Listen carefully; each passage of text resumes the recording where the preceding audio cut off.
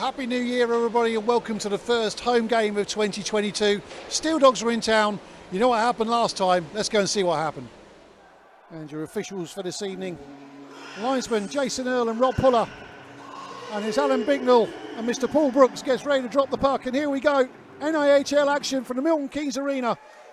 All in black, Lightning against the Sheffield Steeldogs, and possession straight away with Ed Naggs in a Lightning shirt. Cowley just drops it into the neutral zone to Liam Stewart. And Sheffield with the opportunity now down the left-hand side. Milton Keynes drummers starting to make some noise now, getting into this game. Puck once again parried away by Schmittel. Shot missed on that occasion. Now it'll be turned over because Norris has got the legs to go and catch it. Just drops it nicely into the centre. Just hit the bottom of the post, I think there. Zamodra beaten. Chamberlain got a stick in there just ahead of Newell there. Good work there from Bobby Chamberlain. Picks up. Well, he left off again. Great work. And Zamodra with the left pad save.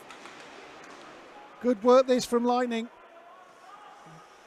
Making these opportunities, but they've got to capitalise on them. There's not going to be that many of them from Sheffield. Talbot again. Gives it to Chamberlain, who goes down low. Great save, and Chamberlain almost celebrated then because brilliant shot. Well worked out from Lightning. Great save from Zamodra. Talbot against Hewitt for the face-off this time round. Norris gets a stick in. Naggs tries to go backhand, but opportunity now. It's Hewitt who's away, and it's great save by Schmittel. Hewitt tries to go on the backhand. Great save by Matt Schmittel. Lasham just beaten to it on that occasion, but it picks up the loose puck just afterwards, and Hewitt will go again now.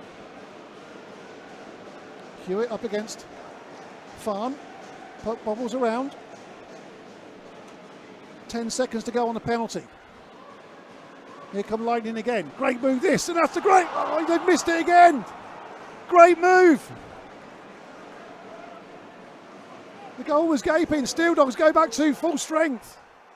A couple of great opportunities this for Lightning. Barnes-Garner now, 15 seconds remaining.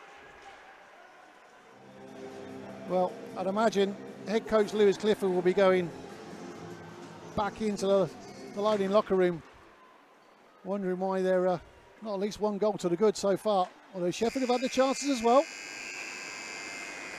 But it ended up first 20 minutes. Honours are even here at the Milton Keynes Arena.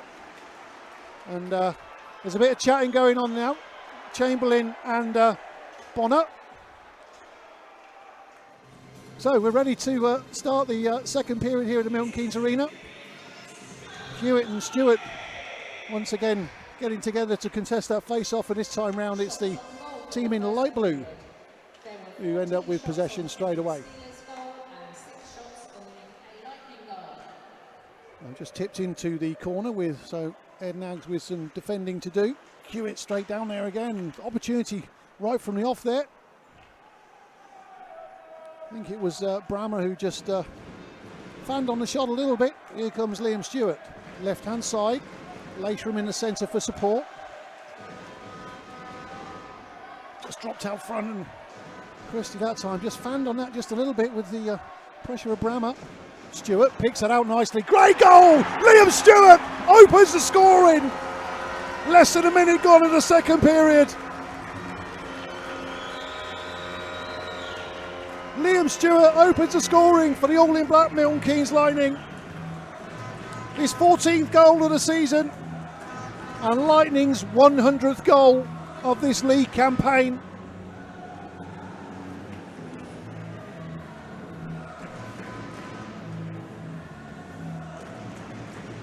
The goal that, in all honesty, probably Lightning deserved on that first period performance.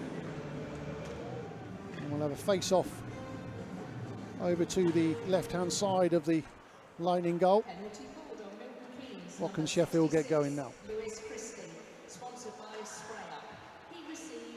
Lightning looking to clear the zone, which they do on this occasion. And this time round, he comes as far as Norris. And that's brilliant control from Norris. Norris tries to go backhand, and great opportunity. Fantastic control from Sean Norris. Really turned on the pace. Great save from Zamodra.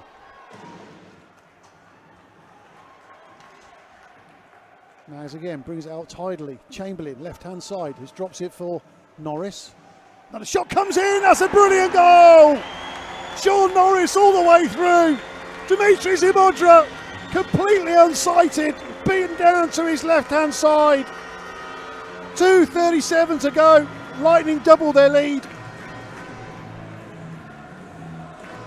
Just picks it up, just drops it nicely. Sean Norris waits for the opportunity. I think traffic in front of Zimodra just took his eyes away from the puck. 2-0 Lightning. Stewart. 35 seconds remaining. Cowley gets away from Stewart on that occasion, but Laceram's there to try and tidy it up, although he's held up on the boards. Laceram again. Plays a great possession game, Adam Laceram. 20 seconds remaining. Lightning need to try and get a shot off if they can, and it's cut out that time by Brammer. Looks like Lightning will just keep possession until the buzzer. Penalty coming on the play. And that's a slashing call. That'll be on Louis Newell. So Lightning will go on the power play again for a whole 0.4 of a second before the buzzer goes.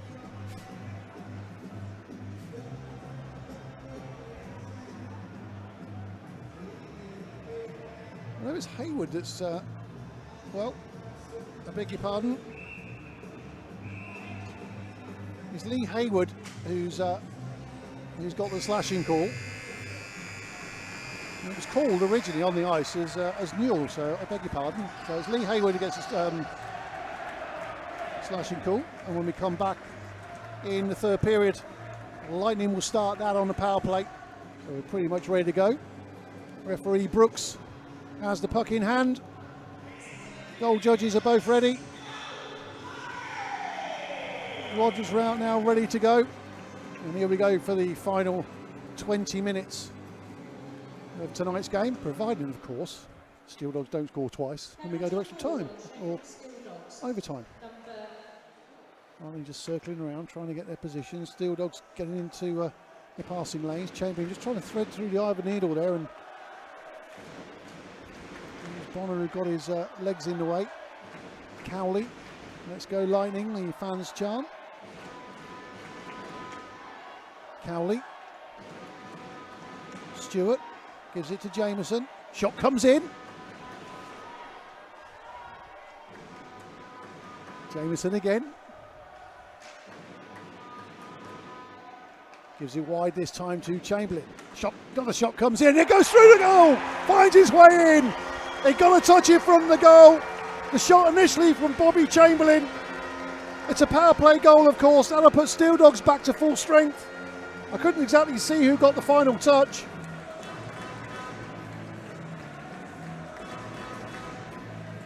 That's Lightning 1 for 3 on the power plays this evening. The shot came in. I've got a feeling it was Russ Cowley just to the left-hand side of Zimodra. He's got away from him then. Now Stewart can go. He's got support if he needs him. Barnes-Garner just drops it into Barnes-Garner, couldn't quite get a stick on it.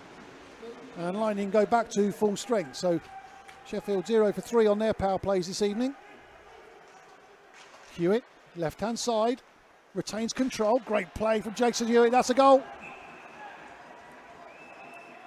Good goal from Jason Hewitt. And to be fair, he's deserved that for all his industry this evening. 13:06. It's 3-1. You just can't give people like Jason Hewitt that kind of possession. Took it well, took it round, and it's just found that gap on Max Mittle's far post.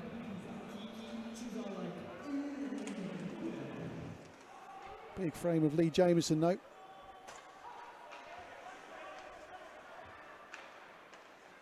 And now they do look to go again. Hewitt just took it off Palmer there. Palmer, right hand side, left hand side, comes in for the shot.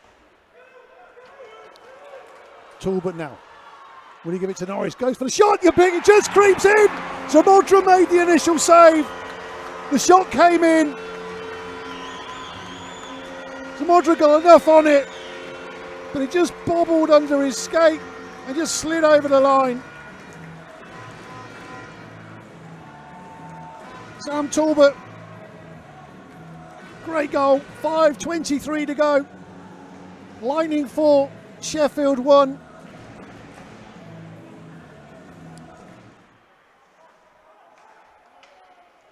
Nags all the way round to Stewart. Norris had already gone on his skate then. Hit comes in from Morgan. Couldn't see a great deal wrong with that, got to be honest. Leishram is suffering. Palmer. Riding with another opportunity in the shape of Nixon. No shot coming in, no. Barnes Garner.